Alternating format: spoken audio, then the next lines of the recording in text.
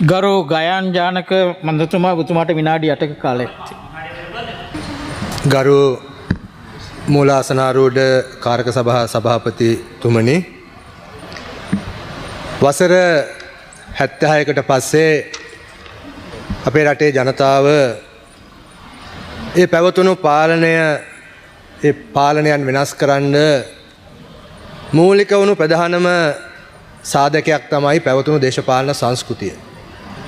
විශේෂයෙන්ම අද දින අපේ ඉතාමත්ම වැදගත් වැය ශීර්ෂයන් ගණනාවක් සම්බන්ධයෙන් මේ සාකච්ඡා කරන මොහොතේ ඒ පැවතුණු දේශපාලන සංස්කෘතිය වෙනස් කරලා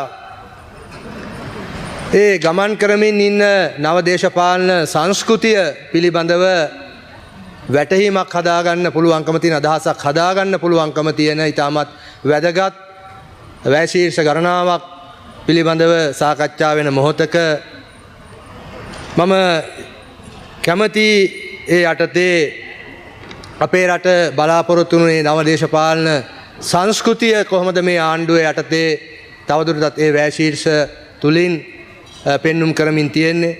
මහජන මුදල් වලට වග වෙන පාලනයක්, මහජන මුදල් නාස්ති කරන්න බය වෙන පාලනයක් කොහොමද මේ වැය ශීර්ෂ තුලින් අපිට දැක ගන්න පුළුවන්කම තියෙන්නේ කියන එක මේ 2026ට අදාළව අපි ඉදිරිපත් කරලා තියෙන ඇස්තමේන්තුව තුළ අපි කටයුතු කරලා තියෙන ආකාරයත් එක්ක. ගරු කාරක සභා සභාපතිතුමියනි, විශේෂයෙන්ම එවැනි ආදර්ශයක් සපයන වැය ශීර්ෂ ගණනාවක් අතරින් මේ අග්‍රාමාත්‍ය කාර්යාලය කියලා කියන්නේ ඉතාමත් විශේෂ තැනක්. අග්‍රාමාත්‍ය කාර්යාලය කියලා කියන්නේ රාජ්‍ය ප්‍රතිපත්ති වලට අනුකූලව ආර්ථික සමාජ සංවර්ධන ඉලක්ක සාක්ෂාත් කර ගැනීම උදෙසා අවශ්‍ය මඟ පෙන්වීම, සම්බන්ධීකරණය හා නායකත්වය සපයන ඉතාමත්ම වැදගත් ආයතනයක්, ප්‍රධානම තැනක්. මෙන්න මේ කාර්යයන් ඉෂ්ට සිද්ධ කිරීමේදී විශේෂයෙන්ම ඒ සඳහා සංවර්ධන කටයුතු සඳහා ප්‍රාග්ධන වියදම් වෙන් කරන එකට ඒක වෙනුවට විශේෂයෙන්ම ඒ අග්‍රාමාත්‍ය කාර්යාලය හරහා ඇත්තටම පුනරාවර්තන වියදම් තමයි වියදම් සිද්ධ කරන්නේ. ඒ අනුව එම පුනරාවර්තන වියදම් කොහොමද ඊ타ත්ම මනා මූල්‍ය පාලනයකට යටත්ව වියදම් කරලා තියෙන්නේ කියන එක පිළිබඳව අපිට ශීර්ෂ ගණනාවක් ඔස්සේ සාකච්ඡා කරන්න පුළුවන්කම තියෙනවා. සාමාන්‍යයෙන් අපි දන්නවා අග්‍රාමාත්‍ය කාර්යාලයේ අයවැය ඇස්තමේන්තුව ප්‍රධාන වශයෙන් කොටස් දෙකකට යටත්ව ඉදිරිපත් කරලා තියෙනවා. එකක් අග්‍රාමාත්‍ය කාර්යාල වැඩසටහන, අනිත් එක තමයි සාමාන්‍ය ආයතනික කටයුතු පිළිබඳ වැඩසටහන.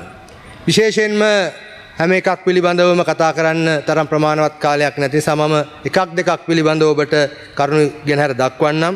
විශේෂයෙන්ම අග්‍රාමාත්‍ය කාර්යාලය වැඩසටහන යටතේ කොහොමද අපි මනා මූල්‍ය පාලනයක් සහිතව වැඩ කටයුතු කරලා තියෙන එකේ ප්‍රගතිය කොහොමද සහ අපි අනාගතේ කොතෙන්ටද මේක අරගෙන යන්න බලාපොරොත්තු වෙන්නේ කියන කරුණු සම්බන්ධයෙන් තාමත්ම වැදගත් දත්ත කීපයක් ආශ්‍රයෙන් අපේ මේ මූල්‍ය පාලනය කියන එක පිළිබඳව කරුණු ඉදිරිපත් කරන්න. ගරු සභාපතිතුමනි, අප 2024 රුපියල් මිලියන 630.83ක් වෙන් කරලා තිබුණා මේ කාර්යාලය වැඩසටහන සඳහා. අපි 2025 අවුරුද්ද වෙනකොට ඒක ඒ රුපියල් මිලියන 630.83 රුපියල් මිලියන 350.34 දක්වා 144කින් අඩු කරලා තියෙනවා. ඒ විතරක් නෙමෙයි, අපි 2026ට අදාළව ඒක රුපියල් මිලියන 349 දක්වා 145කින් අඩු කරලා තියෙනවා. ඒ නිසා 2024ට සාපේක්ෂව 145කින් අපි මේ වියදම් අපි අඩු කරලා තියෙනවා. විශේෂයෙන්ම කියන්න ඕනකම තියෙන 2026 අවුරුද්දට අදාළව 2025 අවුරුද්දට අදාළව ගත්තාම රාජ්‍ය සේවකයන්ගේ විශාල වැටුප් වැඩිවීමත් මේ ගණනයන් තුළට ඇතුළත් වෙලා තියෙද්දි තමයි 2024 වෙන් කරපු රුපියල් මිලියන 630 අපිට 2026 අවුරුද්දේ රුපියල් මිලියන 349 දක්වා 145කින් අපිට අඩු කරගන්න පුළුවන්කම ලැබිලා තියෙනවා. ඒ විතරක් නෙමෙයි ගරු සභාපතිතුමනි. අපි දන්නවා වාහන කොහොමද පහුගිය කාලේ දේශපාලන අධිකාරීත්වය පාවිච්චි කරගත්තේ.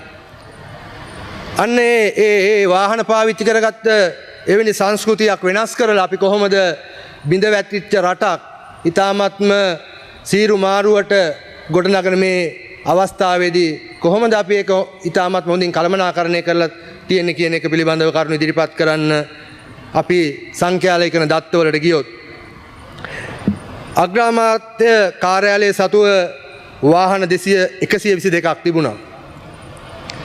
අපි ඒ 122කින් ගරු මන්ත්‍රීතුමා තව විනාඩි 2යි ඔබතුමාට සේවා අවශ්‍යතාවය පිළිබඳ සැලකිල්ලකට ලක් කරලා අපි අත්‍යවශ්‍ය වාහන ප්‍රමාණය පමණක් අපි තියාගන්න තීන්දුව කරලා ඒ අනුව අලෙවි කරන්න ඕන වාහන අපි 9ක් හඳුනගෙන අපි ඒ වාහන 9 අලෙවි කරලා රුපියල් මිලියන 233.36ක් අපි ඉතුරු කරලා තියෙනවා.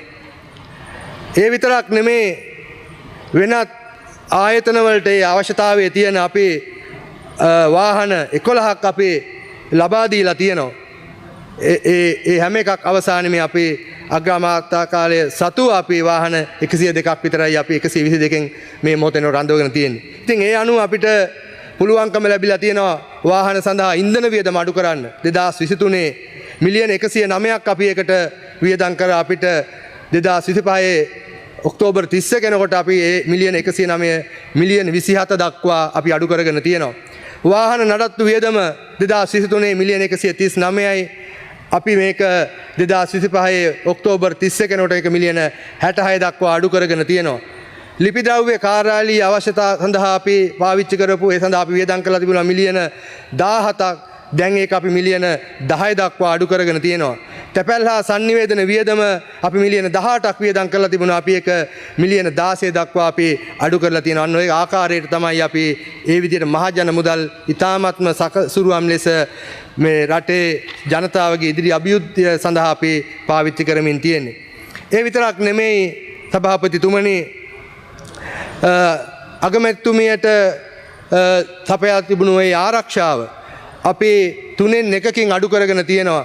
අපිට පුළුවන්කම ලැබිලා තියෙනවා ඒ විශේෂයෙන්ම අග්‍රාමාත්‍ය ආරක්ෂක කොට්ටාශයට අනුයුක්ත ඒ නිලධාරීන් 258ක් නැවත පොලිස් දෙපාර්තමේන්තුවේ සාමාන්‍ය වැඩ කටයුතු සඳහා අපිට ලබා දෙන්න පුළුවන්කම ලැබිලා තියෙනවා. ඒ නිසා මේ ගෙවිච්ච අවුරුද්දක කාලය පුරා ආපහු හැරිලා බලනකොට සහ ඉදිරි වසරට අදාළව අපේ දිශානති අපි පෙන්නලා තියෙනවා. මහජන මුදල් ඉතාමත්ම හොඳින් පාවිච්චි කරලා ඉතාමත්ම ආදර්ශයක් ලබා දෙමින් මේ රට බලාපොරොත්තු වුණු ඒ අලම දේශපාලන සංස්කෘතිය විශේෂයෙන්ම අපි නායකත්වයේ ගන්න තැන්වල ලබා දෙන්න අන්න ඒ සඳහා විශේෂයෙන්ම ගොඩක් නිර්ධාරීන් ඉතාමත්ම කැපවීමෙන් වැඩ කරලා තියෙනවා. නැත්තම් ඒ සාර්ථකත්වයන් අපිට අත්පත් කරගන්න බෑ. උන්ටත් මේක අවස්ථාවක් බවට පත් කරගන්න ස්තුති කරන්න මේ කාලය ලබා දීම පිළිබඳව ස්තුතිවත් වෙමින් මගේ අදහස් දැක්වීම අවසන් කරන ස්තුතියි.